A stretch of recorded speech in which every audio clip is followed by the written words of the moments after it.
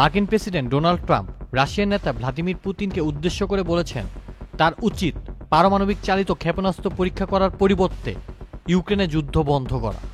27 October সোমবার the গার্ডিয়ানের প্রতিবেদনে এমন তথ্য জানা যায়। বুরেভেস্টনিক ক্রুজ ক্ষেপণাস্ত্রের পরীক্ষার বিষয়ে মস্কো জানায় এই অস্ত্র যে কোনো প্রতিরক্ষা ঢাল ভেদ করতে পারে। রাশিয়ার প্রেসিডেন্ট পুতিন বলেছেন তার দেশ এই অস্ত্র মোতায়েনের দিকে এগিয়ে যাচ্ছে। ক্ষেপণাস্ত্রটি 14,000 কিলোমিটার ভ্রমণ করেছে এবং প্রায় 15 ঘন্টা ধরে আকাশে উড়েছে বলে জানা গেছে।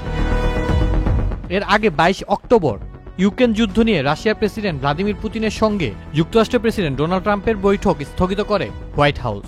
এ বিষয়ে ট্রাম্প বলেন তিনি কোনো অর্থহীন বৈঠকে বসে সময় নষ্ট করতে চান না।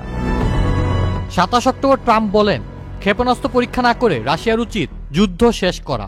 এক সপ্তাহে শেষ হওয়ার যুদ্ধ এখন 4র্থ বছরে। তিনি আরো বলেন আমাদের কাছে বিশ্বের সর্বশ্রেষ্ঠ পারমাণবিক সাবমেরিন আছে, তাই আমি বলতে চাইছি তাদের তীরে যেতে এটিকে 8,000 মাইলও যেতে হবে না। ট্রাম্প বারবার বলেছেন তিনি ইউক্রেনের যুদ্ধের অবসান চান। তার মতে দ্বিতীয় বিশ্বযুদ্ধের পর ইউরোপের সবচেয়ে ভয়াবহ যুদ্ধ এটি। পুতিন যদি ইউক্রেন যুদ্ধ বন্ধে বৈঠকে বিলম্ব করে ট্রাম্প প্রশাসন রাশিয়ার অর্থনীতির গুরুত্বপূর্ণ ক্ষেত্রগুলোকে কেন্দ্র করে অতিরিক্ত নিষেধাজ্ঞার প্রস্তুতি নিবে।